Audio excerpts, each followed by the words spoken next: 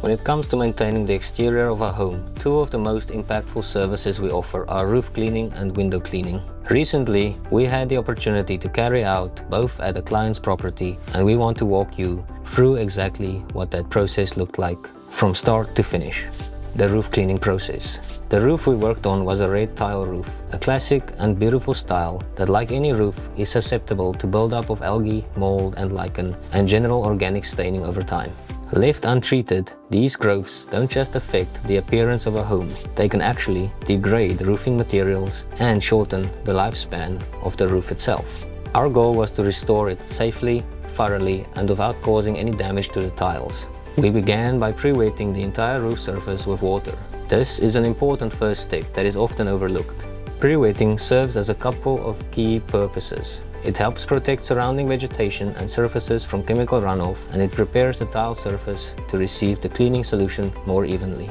Once the roof was thoroughly saturated, we applied our cleaning solution. The primary active ingredient we use is sodium hypochlorite, the same compound used in professional grade soft washing across the industry, combined with a specifically formulated additive that does two important things. First, it enhances the cleaning power of the bleach, allowing it to break down organic staining more effectively. Second, and just as importantly, it makes the solution safer for the environment. This additive works to neutralize some of the more hazardous properties of bleach, reducing the risk of surrounding plant life, soil and water runoff. We take environmental responsibility seriously, and using this kind of enhanced modified solution allows us to deliver powerful results without unnecessary risk. After applying the solution, we allow it to dwell on the surface for approximately 5 to 10 minutes. This dwell time is critical. It gives the chemistry the opportunity to penetrate and break down the organic matter at a biological level rather than simply sitting on top of it.